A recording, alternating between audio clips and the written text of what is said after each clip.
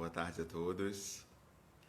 Vamos falar sobre uma pauta importantíssima hoje, que eu venho aguardando muito, que é a questão da criminalização da pobreza. Como ela se dá e quais são os mecanismos utilizados para que o povo preto seja cada vez mais oprimido e, o pior, usando muitas vezes a justiça como um braço do extermínio preto através do genocídio do povo preto. Então a gente vai estar discutindo esse assunto com o advogado Felipe Ferreira, que já está aqui com a gente e vai tratar dessa pauta tão importante, especialmente em tempos de pandemia e coronavírus, que é algo que assola o nosso país e pesa muito mais sobre as comunidades negras por diversas razões, especialmente as questões econômicas. Então, vamos receber aqui o advogado Felipe Ferreira, que vai estar trocando com a gente sobre esse tema tão importante. Vocês são muito bem-vindos para enviar perguntas para a gente. Quem quiser tratar dessa pauta de uma forma mais pessoal, né, pode trazer as perguntas que tiver. Vai ser um privilégio para a gente tratar com vocês e conversar aqui ao vivo nesse momento tão importante. Então, recebemos aqui o advogado. Está chegando aqui.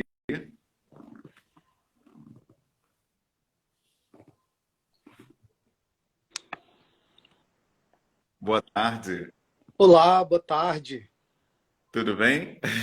Tudo bem? Prazer estar aqui de novo. Poxa, é um privilégio ter sua presença. Eu te agradeço imensamente por ter aceito o convite do coletivo Pais Pretos Presentes para conversar com a gente sobre esse tema tão importante, porque eu conheço muitas pessoas, inclusive negras, que consideram essa pauta do genocídio do povo preto como uma espécie de mimimi, ou um mito, uma lenda urbana, algo criado, algo inventado pelas pautas de esquerda, partidos como o PT e PSOL, e algo que não existe de fato, que não existe uma perseguição específica, né, ao povo negro. Por isso é tão importante conversar com alguém que versa sobre isso, sobre um olhar acadêmico, um olhar profissional e um olhar cotidiano até, por que não dizer. Então, eu queria que você se apresentasse, falasse um pouquinho do seu trabalho para quem ainda não te conhece.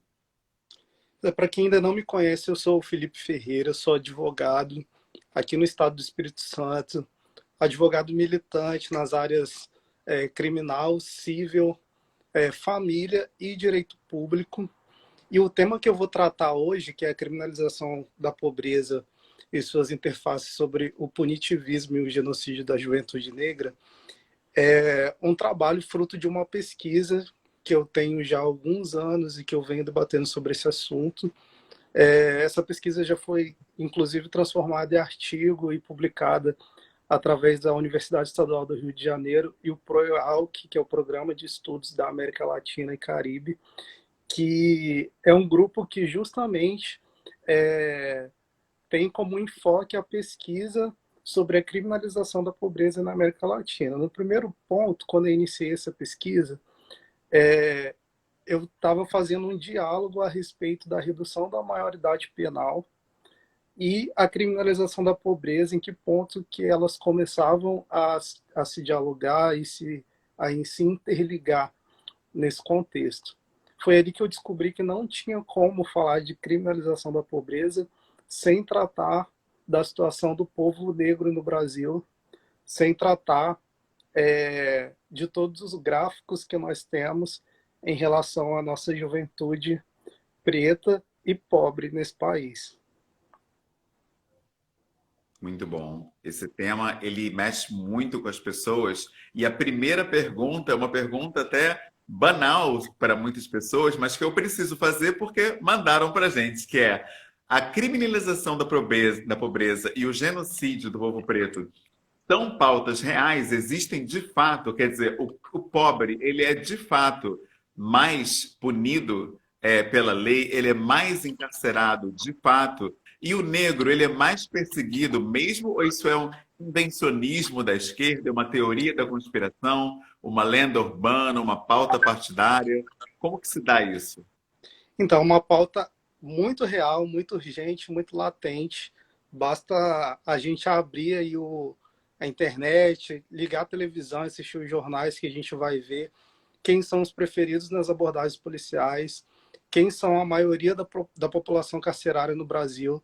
Essa semana eu me peguei participando de uma discussão que parece até uma discussão banal, mas que infelizmente é uma realidade muito próxima da gente, muito real para nós, que nesse tempo de pandemia as organizações de saúde, as autoridades de saúde recomendam o uso de máscaras, mas o uso de máscara não é tão simples para o homem negro, sem ser visto como suspeito, sem ser visto de forma negativa e pejorativa através dos olhares.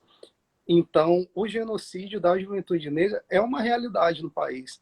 Não tem como a gente fugir disso. O mapa da violência demonstra isso de forma muito clara. Quem mais morre nesse país são homens jovens pretos. 77% dos jovens mortos por ano no país são negros. Os policiais também que mais morrem são policiais negros. Nós estamos disparando em todos os gráficos relacionados tanto à morte quanto ao encarceramento em massa. Perfeito. Então é uma coisa que realmente se confirma na realidade. E diante disso, você deu o exemplo, né, da pandemia, do uso de máscaras, que não é tão simples para o homem negro. O homem negro deve colocar uma máscara e sair de casa na madrugada para trabalhar, voltar à noite? Como é que ele transita na rua com uma máscara sendo negro? Não aumentaria esse risco dele ser confundido com um criminoso e quem sabe até baleado aí por alguém achando que vai ser assaltado? Criminalmente, legalmente, aliás, vocês estão recomendando que a gente de fato é, use essa máscara? Como é que está sendo isso para o homem negro? É tão simples assim? Então, não é uma missão simples em um país que, inclusive, o isolamento social é privilégio, não é direito, né? A utilização de máscaras também é privilégio de poucos, né?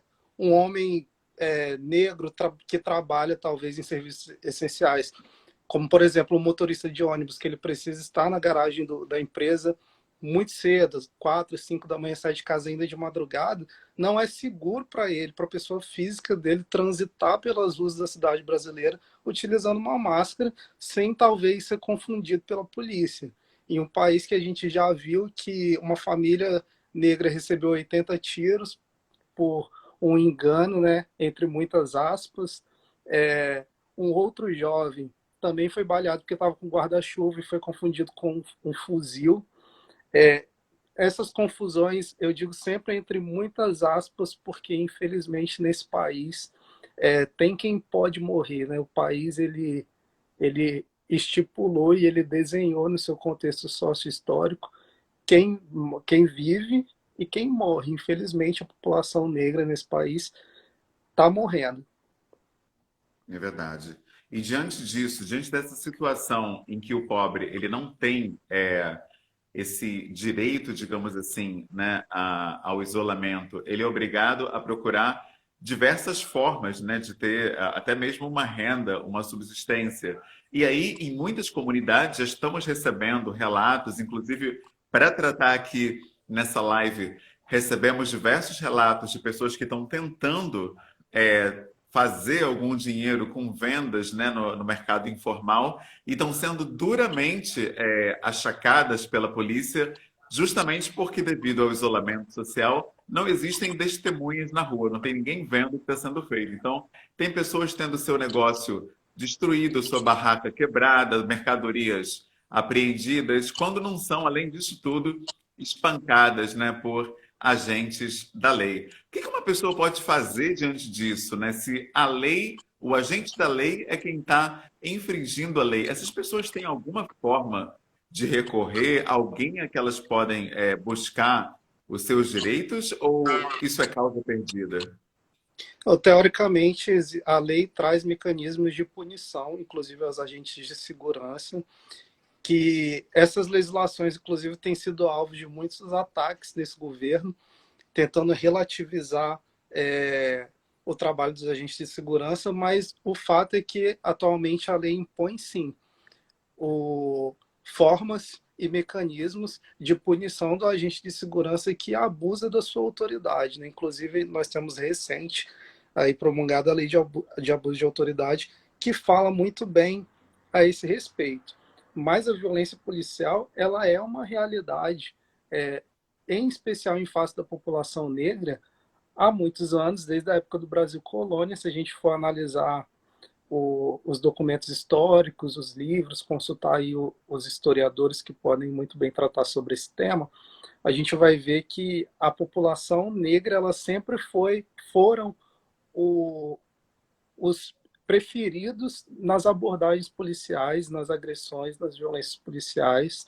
Se a gente tiver nessa mesma situação de venda informal, um homem branco e um homem preto, a probabilidade da polícia apreender o material, conduzir a delegacia, isso quando não expõe o cidadão a uma situação ainda pior, para os homens pretos é muito maior. Essa é uma realidade. Perfeito. E não só as pessoas que estão trabalhando, mas inclusive as pessoas que, por alguma razão, precisam sair de suas casas, como você mesmo disse no início dessa live, que o isolamento social, até ele, é privilégio. A gente já tem relatos aqui, que não são poucos, vários relatos de favelas e regiões da Baixada Fluminense em que pessoas estão sendo também achacadas e atacadas simplesmente por estarem transitando nas ruas, né, em abordagens extremamente violentas, tipo, vai para onde e tal, e começa já a chutar o cara e bater com um cacetete. Essas pessoas também devem recorrer ao mesmo trâmite das pessoas que são achacadas enquanto estão trabalhando, ou é uma outra legislação, é uma outra abordagem, uma outra forma de se dirigir a esses casos? Sim, o mecanismo é o mesmo. Ah, Até sim. porque é importante a gente esclarecer que esse período de pandemia se estabelece o que a Constituição traz de forma implícita como o princípio da supremacia do interesse público sobre o privado. Então, o direito à liberdade de locomoção ele poderá ser relativizado em face ao direito à saúde coletiva. Entretanto, não há legislação ainda que proíba essa liberdade de locomoção. Então, o que os estados e municípios devem fazer é orientar a população, desestimular a população a sair de casa. Quem pode deve ficar em casa, mas os agentes de segurança, os agentes públicos, eles não podem fazer nenhum tipo de abordagem violenta. Isso é completamente ilegal. Não há previsão nenhuma na lei sobre esse aspecto. Muito bom. E com relação ao punitivismo da juventude negra, a gente recebeu, desde a criação do nosso coletivo, em março de 2019 até hoje, eu acho que mais de 200 vezes a mesma pergunta, que é como reagir diante de uma abordagem policial. Quer dizer, o policial tem direito a abrir tua bolsa, mexer, revirar seu bolso, apalpar seu corpo. Como é que uma pessoa tem direito a falar? Ela pode ter direito de reclamar de alguma abordagem, ou a questão do abuso de autoridade, ele se aplica diante de uma simples reclamação, né? Onde é que está a fronteira? Até onde você pode reagir a algo que você julga absurdo nessa abordagem? Existe um limite aí?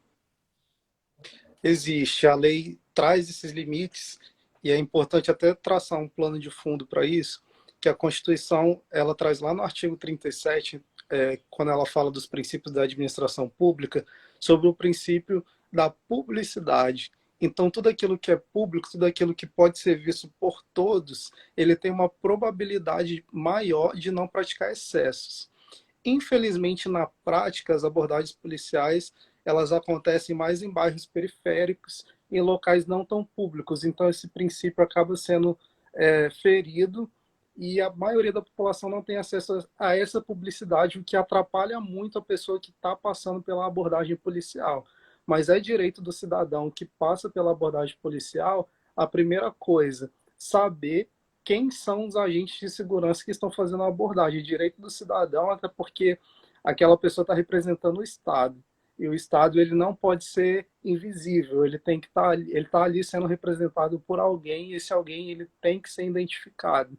É, o, O policial, ele pode fazer a revista, os homens revistando os homens e as policiais mulheres revistando outras mulheres e não o inverso, mas sempre com muito respeito, com muito cuidado, com cuidado da integridade física da pessoa que está sofrendo a abordagem e também dos agentes de segurança. Os excessos, eles existem, é inegável.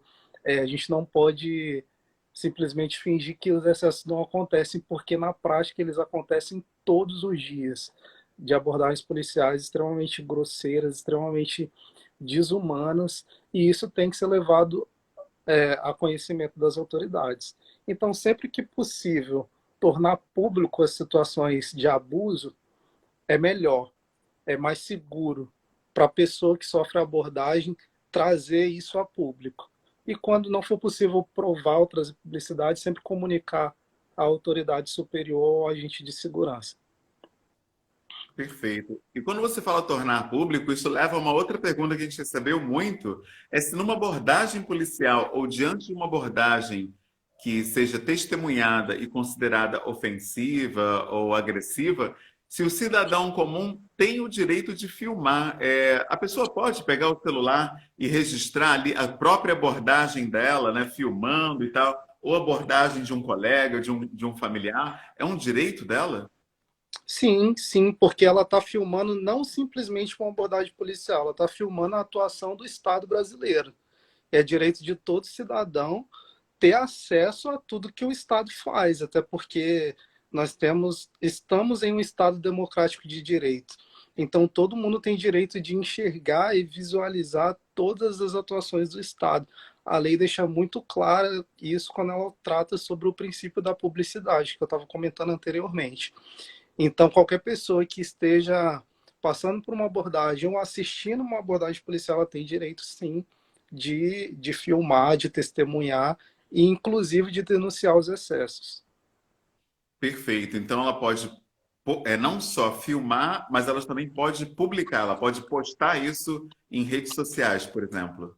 Sim, sim. Muito se discute a respeito da pessoa do policial. Ah, esse policial é, ele vai se sentir constrangido com a imagem dele exposta publicamente. Se o policial, enquanto agente de segurança, ele observar o princípio da legalidade e cumprir exatamente aquilo que a lei determina, jamais haverá motivo para qualquer espécie de constrangimento, se ele seguir a legislação à risca. O constrangimento vai acontecer se ele praticar excessos. E, para os excessos, merece não só constrangimento, mas a punição que a própria lei impõe, né? Perfeito. Recebemos um relato aqui de uma das pessoas que está nos acompanhando, que é a psicóloga Graziele Gomes. Ela diz: Eu trabalho no Degase e acompanho essa realidade todos os dias. Infelizmente, os pretos são os mais presos, os mais punidos e os que cumprem maior tempo de pena. Até o tempo de pena aumenta para o povo preto? Sim, é uma realidade. Infelizmente, nós temos um poder judiciário branco e elitista, né, que pune o povo preto de forma muito mais cruel. As sentenças, elas têm cores. Infelizmente, a gente precisa debruçar sobre essa realidade. Isso quando esse cidadão ele não é esquecido lá dentro do sistema prisional, porque o acesso à justiça para ele é muito mais complicado. A grande e esmagadora maioria não tem acesso a um advogado, nem a um defensor público. Quando tem acesso ao defensor público, as defensorias públicas dos estados estão muito escateadas, então às vezes é um defensor público para cuidar de processo de 3.000 pessoas, e uma pessoa, humanamente falando, é impossível, não dá conta. Então essa população negra e pobre ela vai sendo esquecida e invisibilizada dentro do sistema prisional, ela vai sendo transformada em coisa, em número, em estatística. Toda a sua dignidade ela se acaba ali dentro do sistema prisional, porque é exatamente isso que o sistema prisional brasileiro faz com o cidadão. Inviabilizar, e depois que ele sai de lá, dificilmente ele vai conseguir recuperar a sua dignidade. É uma realidade do nosso país. Perfeito. E a nossa irmã Ive, ela disse que a violência policial, ela se intensifica na pandemia, como tantas outras violências. Ou seja, nesse cenário de pandemia, a percepção geral é que isso está aumentando. Você confirma isso ou isso se deve à nossa ansiedade pela questão do isolamento? A gente está um pouco mais tenso e talvez esteja, enfim, vendo a coisa de uma maneira um pouco mais exacerbada.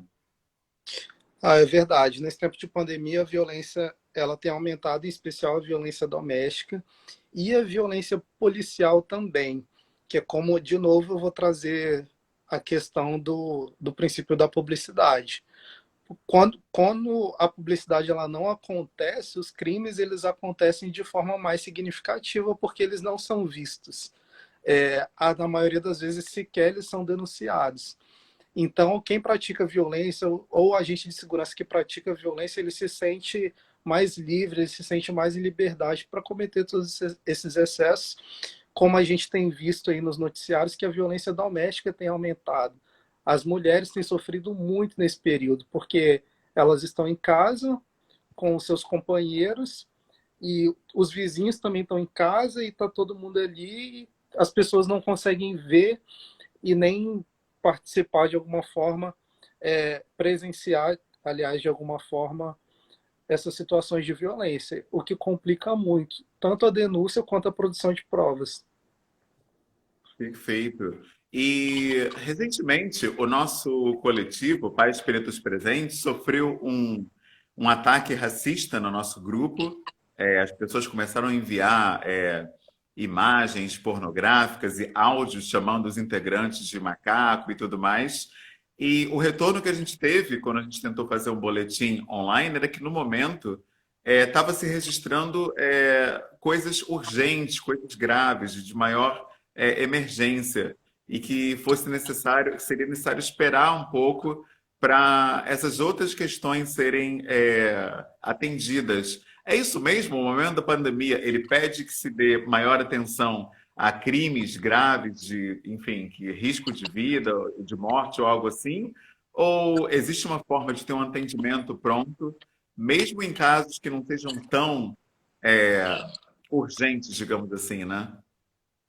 Esse período de pandemia, ele pede um planejamento melhor por parte das organizações, né? Tanto das organizações policiais como do próprio governo, que a população tem sentido na pele essa ausência de planejamento em diversos aspectos, inclusive no registro das ocorrências policiais. Geralmente as delegacias elas são divididas em delegacias especializadas. Então tem a delegacia da mulher, a delegacia do idoso, de crimes contra a vida. Então eu não enxergo, não consigo visualizar razão suficiente para que as delegacias elas não recebam essas denúncias. O que se revela na prática é que o racismo ele acontece inclusive no momento de registrar a denúncia, porque a autoridade policial trata como um crime menos importante. Se é que a gente pode classificar crimes como mais ou menos importantes. Na verdade, tem crimes que afetam mais uns do que a outros e crimes que geram mais impactos sociais do que outros. Mas se a lei tipificou como crime, todos os crimes devem ser tratados com igual cuidado. O crime de racismo, inclusive, foi prestigiado pela Constituição Federal de 1988 como crime inafiançável, né? O que derruba, inclusive, o mito da democracia racial, que a gente muito se ouve falar que existe uma democracia racial no Brasil, mas a própria Constituição veio para contradizer isso, porque não faria sentido para o legislador combater em lei algo que não existe.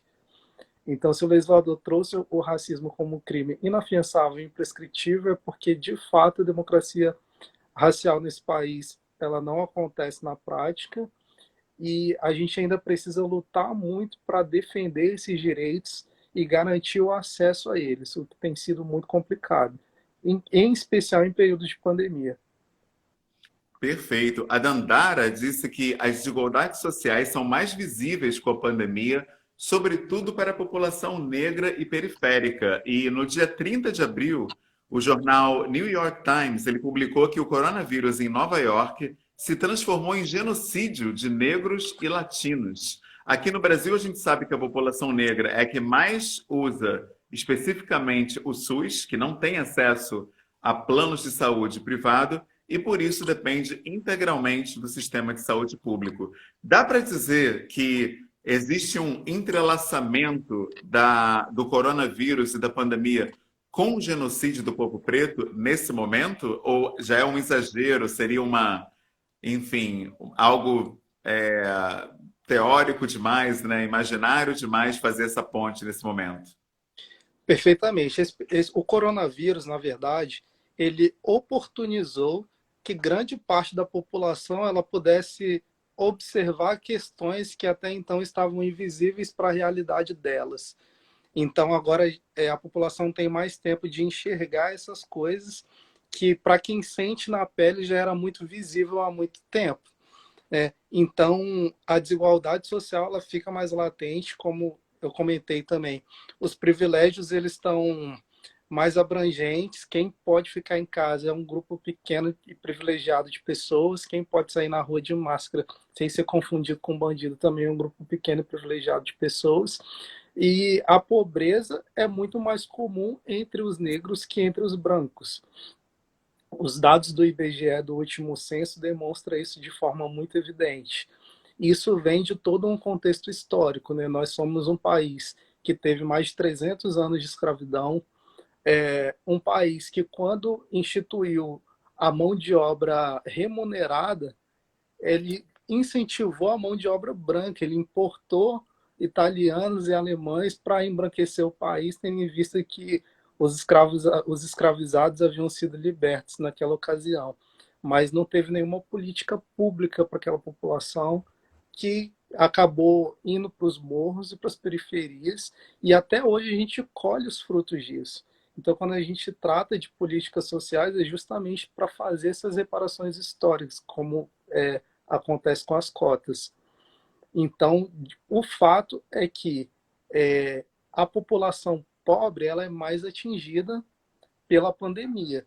E outro fato é que a população pobre, a maioria são de pessoas pretas, justamente por causa desse contexto histórico. É pessoas, às vezes, que não têm acesso nem à água potável para higienizar as mãos, não têm acesso à alimentação, não têm acesso ao básico, ao mínimo. Exatamente. E a gente percebe que essa população negra, que depende exclusivamente do mercado informal, e chega a beirar mais de 53% desses trabalhadores informais, eles não têm qualquer fonte de renda durante o isolamento social, já que ele não pode ir para a rua vender a sua mercadoria. E aí, diante disso, o governo lançou esse auxílio emergencial, mas a gente percebe que muitas pessoas estão tendo dificuldades de sacar esse valor, de ter acesso a esse valor, a tal ponto que, se não me engano, um partido político, recentemente, ele protocolou uma queixa, porque o governo está dificultando o acesso dessas pessoas a essa renda emergencial. Então, a pessoa que não está conseguindo esse auxílio, seja porque o aplicativo não libera, seja porque está havendo alguma coisa na Caixa Econômica, ela tem algum meio legal de agilizar esse processo, de tentar acessar esse direito dela, ou o jeito mesmo é esperar algo se resolver? Infelizmente, para esse caso, os mecanismos são muito poucos, tendo em vista que esse período de pandemia ele pede um planejamento melhor e a gente observa que esse planejamento não está acontecendo. As estratégias adotadas pelo governo não têm sido eficientes e sequer têm alcançado quem realmente precisa. Eu fiquei muito assustado quando eu estava assistindo o noticiário há poucos dias, que o governo descobriu milhões de pessoas que eram invisíveis aos olhos do governo, pessoas que estão abaixo da linha de pobreza. Isso é muito grave. Isso é muito grave e isso revela um descaso muito grande do governo para os seus compatriotas, porque o governo não conseguiu enxergar a sua própria população, acabou realizando esses pagamentos com critérios mínimos e depois foi se intensificando os critérios, acabou excluindo pessoas que realmente fazem jus ao recebimento, incluindo pessoas que não fazem jus ao recebimento, porque o planejamento não aconteceu.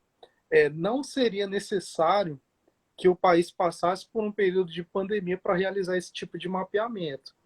é obrigação do Estado brasileiro ter isso mapeado mesmo em períodos considerados normais, para o governo ele tomar decisões, adotar medidas de acesso a emprego e renda, inclusão social. Ele precisa ter essas informações. A informação é fundamental para a tomada de decisões.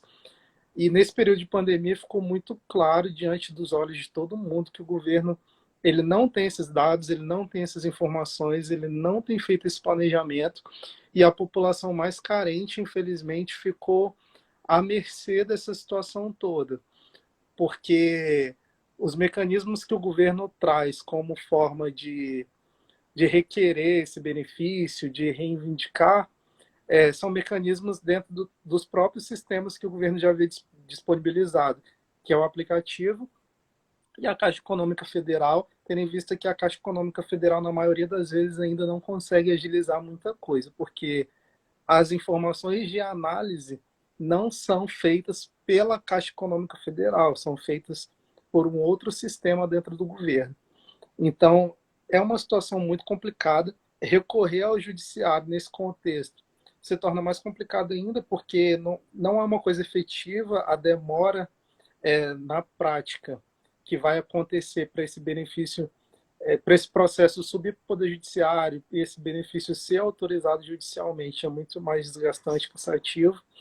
O melhor a ser feito nesse momento é que o governo ele pare, pense e planeje melhor as suas ações antes de executá-las, porque o Brasil ele não pode ignorar o fato de que a maioria da população é uma população pobre e que precisa da ajuda e do auxílio do governo nesse sentido.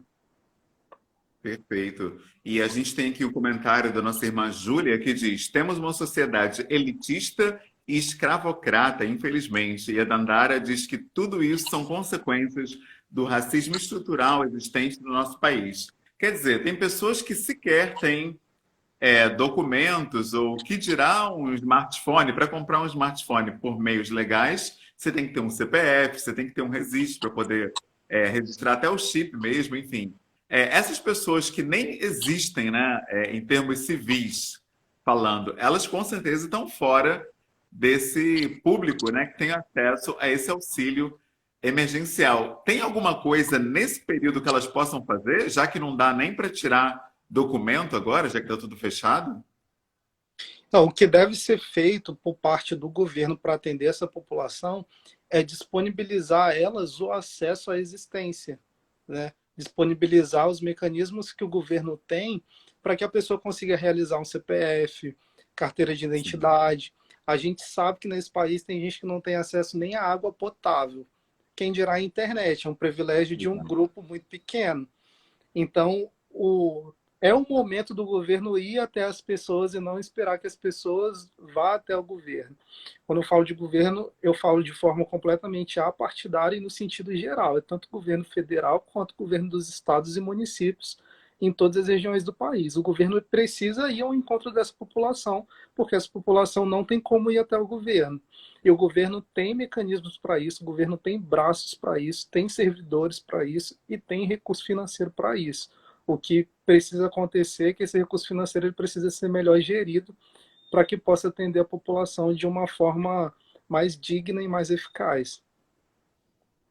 Exato. E existe alguma coisa que a pessoa leiga, a pessoa que está aqui assistindo a gente, que não tem acesso à informação legal, né, a que ela possa recorrer, que não tem amigos advogados, que nem sabe qual é o canal para se chegar até um advogado, tem meios que essas pessoas possam tomar conhecimento dos seus direitos, a que ela pode acessar? Existem, por exemplo, cooperativas, coletivos, essas pessoas, por exemplo, no nosso caso, né, o coletivo Pais Pretos Presentes, nós somos um grupo de pais que fala das suas questões, que se abre, fala de masculinidade, afeto, enfim. E aí pessoas que não tinham acesso a essas discussões antes, elas passam a ter acesso através do nosso coletivo. Existe algo parecido no campo legal, no campo jurídico? A pessoa que é totalmente leiga, está perdida nesse momento, não tem noção de onde ela começa a busca, né, sobre os direitos dela, como ela recorre, né, para saber dessas questões do auxílio, enfim. tem algum canal onde ela possa recorrer? Tem sim. Esse meio são as defensorias públicas dos Ah, estados, né? O agravante é que as defensorias públicas nem sempre estão presentes em todas as cidades do país, mas pelo menos elas estão presentes em todos os estados da federação.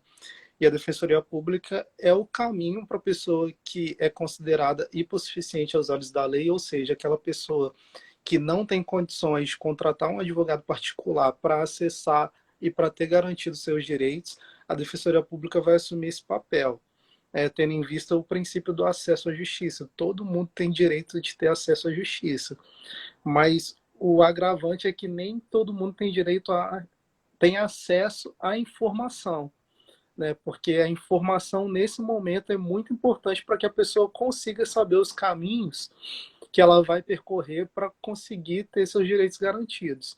Então, eu recomendo que aquele que não tem um advogado próximo, não conhece um coletivo, existem pelo Brasil diversos coletivos de advogados, de outros colegas que têm como função orientar essa camada mais vulnerável da população, mas aquele cidadão que ele não tem acesso a essas pessoas e a esses coletivos, a orientação é que ele busque o auxílio da Defensoria Pública da sua cidade ou no seu estado. perfeito. Recebemos uma mensagem aqui do nosso irmão Akin. Ele pergunta se você atende online ou se você oferece algum tipo de serviço à distância para quem não tem um advogado onde está, né? Se você ofereceria alguma coisa online, um atendimento para que possa tirar dúvidas ou se aprofundar nessas questões. Sim, sim, tenho dito, inclusive, que nada será como antes, né? Mesmo depois desse período de pandemia, que aquela consulta tradicional no escritório, a tendência é que elas diminuam cada vez mais. Então, sim, tem os atendimentos online. Inclusive, o Poder Judiciário já tem se movimentado no sentido de realizar até as audiências online. Então, a gente vai conseguir fazer audiência em qualquer lugar do Brasil através da internet, o que facilita muito o trabalho do advogado e facilita também o acesso à justiça, né? Uhum. Facilita a questão da mobilidade urbana, isso é muito interessante, o menor número de pessoas circulando, mas respondendo a pergunta de forma direta, sim, eu faço os atendimentos online em qualquer lugar do Brasil. Se na cidade o processo judicial for eletrônico também, a gente consegue ingressar em qualquer lugar da federação. Perfeito. E perguntaram também como acessa, né, o doutor Felipe Ferreira. Qual é o canal para te acessar? É e-mail, é Skype, é Instagram? Como é que faz para entrar em contato com você? A minha página no Instagram é Felipe Ferreira Advocacia, tudo junto. No meu perfil pessoal, que é esse que a gente está fazendo a live aqui, tem lá a arroba do meu perfil profissional e lá tem todos os meus contatos de WhatsApp, de e-mail. Pode mandar mensagem no direct que eu vou respondendo todo mundo. Perfeito. Outra pergunta que surgiu aqui, mas eu não sei se ela está fora da nossa pauta, nem sei se você sabe responder sobre isso, é na parte trabalhista. As pessoas que, em função da pandemia, estão produzindo em casa, isso conta como hora de trabalho normalmente, né, como se estivesse no escritório? Por exemplo, no meu caso, eu estou fazendo atividades, né, online e enviando para os alunos, né? Então, isso é como se eu estivesse na escola trabalhando, né? Corresponde, né, à hora trabalhada ou não? Esse modelo online, ele não contempla a mesma legislação, ele não entra na legislação trabalhista regular, é algo assim específico, atípico, né, desse momento. Ele contempla perfeitamente, inclusive a reforma trabalhista, ela trouxe mecanismos a esse respeito. E antes mesmo desse período de pandemia, a Justiça do Trabalho já tinha até reconhecido em certa ocasião o pagamento de horas extras a funcionários que recebiam mensagens no grupo da empresa o tempo inteiro. Então, passou lá o horário de trabalho da pessoa, a pessoa está em casa no momento que seria destinado ao lazer, ao cuidado com a família, consigo próprio. O chefe está encaminhando mensagem, está solicitando relatório, está pedindo, fazendo diversas solicitações. E a Justiça do Trabalho já reconheceu nessa ocasião como devido pagamento de horas extras, haja vista que o funcionário, no momento de descanso, ele estava trabalhando. Então, esse trabalho remoto, esse trabalho online por videoconferência, ele é reconhecido sim pela lei e ele é computado sim como hora normal de trabalho, como se estivesse dentro da empresa. Porque o funcionário, nesse momento, ele não está na empresa, não é por uma opção dele, é por uma questão de saúde coletiva, né? Então, sim, é contemplado pela lei. Ah, perfeito. Então, o horário de trabalho, ele continua sendo o mesmo horário de trabalho que eu cumpria no período pré-pandemia. Quer dizer, eu não sou obrigado a responder mensagens de trabalho 10 horas da noite, 11 horas da noite. Eu trabalho especificamente no horário que eu estaria trabalhando se estivesse no escritório, na escola, no meu local de trabalho. Perfeitamente. É muito importante destacar isso porque tem gerado muita confusão e muita exaustão aos profissionais que não estão conseguindo estabelecer as rotinas e eles acabam extrapolando a carga horária de trabalho pelo simples fato de estar trabalhando em home office.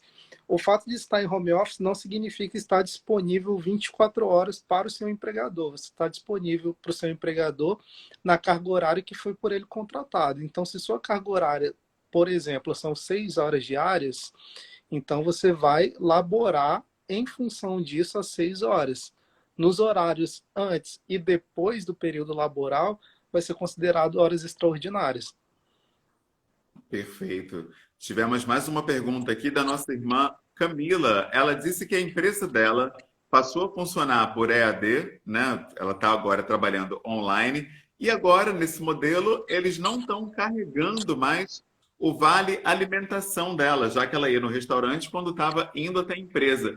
É isso mesmo? A pessoa não precisa mais receber o seu ticket alimentação por estar em casa e não ter mais que a lanchonete ao restaurante, ou isso é uma arbitrariedade da empresa?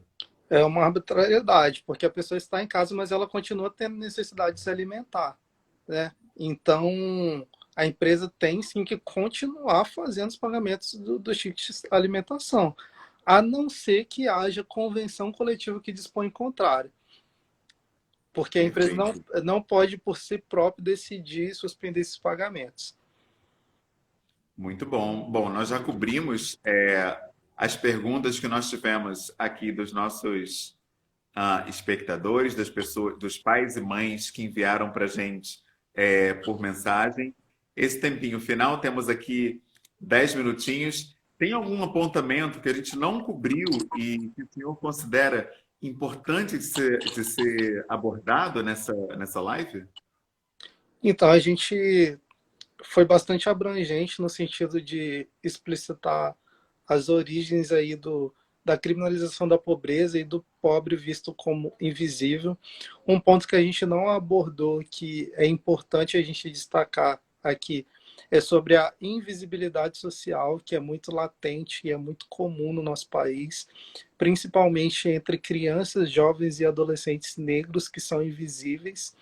E quando esse cidadão, esse jovem, ou até mesmo esse adolescente, né, que adolescente praticado ato infracional análogo ao crime, ele ressurge na sociedade praticando algum tipo de crime, ele está trazendo ali, ele está impondo à sociedade a sua existência, porque as ausências dele são muito anteriores às ausências físicas, são ausências emocionais. Todo mundo tem necessidade de existir, todo mundo tem necessidade de provocar no outro algum tipo de sentimento.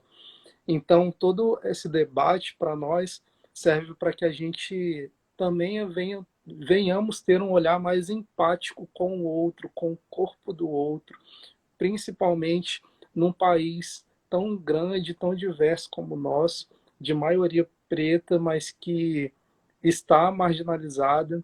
É uma população que está morrendo e que é uma morte invisível e indolor, porque a sociedade não sofre por essa população, porque é uma população que já vem morrendo socialmente aos poucos, é uma população que já vem sendo encarcerada em massa, então já é uma morte social, uma população que já vem sendo excluída do acesso à educação, à arte, à cultura, ao lazer, à alimentação. Então, todas essas mortes elas já vinham acontecendo de forma gradativa sobre o manto da invisibilidade social. E quando essa pessoa é simplesmente executada, quando ela deixa de existir fisicamente, essa morte não provoca no outro sofrimento, não provoca dor por causa da nossa perca da capacidade de se colocar no lugar do outro, que isso advém de todo um contexto sócio-histórico e sociocultural que foi desenhada a construção do nosso país. Perfeito, você tocou num ponto crucial, que é a questão simbólica, né, de como a pessoa negra é vista nessa sociedade racista. Porque a gente conversou com o Dr. Bruno Cândido há um tempo atrás, e ele falou justamente isso, né, que a gente estava falando da área do empreendedorismo, que todo mundo fala, nessa época da pandemia, é só você pegar um celular, pega o seu smartphone e você cria um negócio, começa a ganhar dinheiro online, é só ser inventivo que você resolve a questão. E aí ele trouxe a questão de que, devido a essa invisibilidade social que recai especialmente sobre o jovem negro, muitas dessas pessoas não se sentem sequer capazes de abrir um negócio, de ter essa inventividade, esse empreendedorismo e criar algo. Isso se aplica também à nossa discussão de hoje, que é a questão do acesso aos direitos, acesso a um advogado. Uma pessoa que nem se enxerga como gente, dificilmente ela vai procurar uma defensoria pública, um advogado ou algo do tipo. Então, diante desse quadro, você é uma pessoa que é multifacetada, né? Uma pessoa que é praticamente um neo-renascentista. É um advogado, é um dançarino, é um artista. Como é que você faz, né, para, apesar desse racismo que nos esmaga, nos oprime, nos achata, nos despe até da nossa humanidade, você conseguir acessar uma faculdade de direito, fazer dança, ter toda essa expressividade? Como que a pessoa que está vendo a gente e olha para você e fala, meu Deus, eu nunca vou ser isso? Você tem alguma dica, alguma coisa que você sugira para a pessoa acessar e, com o tempo, quem sabe, se ver melhor, se descobrir em toda a sua potencialidade para que ela possa, de fato, acreditar em si mesma e acessar todos esses canais e possibilidades que você acessou? Sim, realmente não é fácil, né? Eu me sinto até numa condição privilegiada por ter tido acesso a algumas coisas que a maioria dos meus iguais, dos meus pares, não tem. Então, vem de um contexto familiar, vem de um contexto social, vem de um contexto de acesso à cultura, de acesso a projetos de integração social, vem de um acesso à arte, que é um acesso, infelizmente, escasso à maioria da população. Graças a Deus eu tive a sorte de ter esses acessos ainda muito jovem e eu consegui chegar a alguns espaços e ocupar alguns espaços, mas é importante esclarecer que estar nesses espaços, mesmo tendo esses acessos, não é fácil, né? Porque a gente precisa ocupar esses espaços de forma muito mais firme, muito mais enérgica, sob os olhares sempre de ser um corpo suspeito, né? Um corpo preto que está na música, um corpo preto que está na dança, um corpo preto que está no fórum, um corpo preto que está transitando num restaurante de luxo, um corpo preto que está transitando na Zona Sul e não está transitando, na maioria das vezes, na periferia. É importante que esse corpo ele ocupe todos os espaços, porque a sociedade é nossa. A gente precisa estar nos espaços. Então, eu quero motivar quem está nos assistindo a não se intimidar, a ocupar esses espaços, porque a gente precisa estar em todos os lugares. A gente precisa ter nossa história contada por nós. Nós precisamos ser atores da nossa história. Não dá para a história do povo preto ser contada por homens brancos. Não dá para a economia do povo preto ser pensado por homens brancos. Não dá para a economia do jovem preto ser pensado por homens velhos e brancos e milionários. Não dá. A gente precisa ocupar esses espaços, a gente precisa estar nesses espaços, a gente precisa pensar sobre isso, dialogar sobre isso. E quem conseguir os acessos, acessar e abrir caminhos para que outros venham e acessem também, né? Porque o que a gente está fazendo nesse momento é isso, a gente está abrindo caminhos para que outras pessoas consigam passar. Perfeito, doutor. Muito bom. Muito obrigado pela sua disponibilidade, por ter dado esse tempo aqui, ajudado tantas pessoas que enviaram perguntas para a gente. Eu quero te agradecer imensamente por isso e deixar esse espaço aberto para sempre que você tiver uma iniciativa, algo e quiser divulgar, enfim, quiser difundir entre nós, esse coletivo está aberto. Eu espero que a gente tenha outras oportunidades de trocar aqui ao vivo. Teremos outras oportunidades, estou disponível aí. Tamo junto. Queria agradecer a Obrigado, todo gente. mundo que nos acompanhou aí nessa live. Deixar também aberto para sugestões de temas. A gente pode estar conversando, trocando sobre outros assuntos também em outro momento. Muito obrigado pelo espaço, pela oportunidade. Grande abraço. Um abraço, tamo junto. Tamo junto. Gente, que incrível essa oportunidade de falar com o doutor Felipe Ferreira. Ele trouxe diversos esclarecimentos para a gente na área jurídica e também até na questão do empoderamento, que nós podemos ver como acessar informações jurídicas que vão nos ajudar demais a nos encontrarmos, a nos conhecermos e acessar os nossos direitos. Eu quero deixar aqui o convite para vocês, dois convites, aliás, às 5 horas no nosso grupo do Telegram. Vamos estar discutindo o livro O Espírito da Intimidade. Hoje vamos abordar só o prefácio, que é muito rapidinho de ler. Em 4 minutos você lê o prefácio desse livro e vamos fazer uma discussão de 5 às 6 horas no grupo do Telegram. O perfil desse grupo, o link desse grupo, está no link aqui do nosso perfil do Instagram. É só ir lá, clicar no link que está lá que você vai ver como entrar no grupo. O livro já está lá, tá certo? Você lê esse prefácio em 4 minutinhos no máximo e a discussão começa às 5. Eu quero deixar um outro convite para vocês. Amanhã vai ter uma live importantíssima com a doutora Aide Paixão. Vai falar com a gente sobre a importância da capoeira no combate ao racismo. Olha só que interessante. A doutora Aide, ela é capoeirista, advogada sistêmica e executiva de investimentos culturais. Essa conversa promete. Vai ser amanhã, às 4 horas, aqui no Instagram do coletivo Pais Pretos Presentes. A gente se encontra lá. Eu quero te agradecer mais uma vez por ter nos acompanhado até aqui. Um abraço a todos. Espero que a gente se encontre no Telegram às 5 horas para falar do livro O Espírito da Intimidade, que trata de tantos valores e princípios africanos que são importantíssimos para que a gente resgate a nossa ancestralidade. Tá certo? Um abraço a todos. Juntos somos muito mais fortes.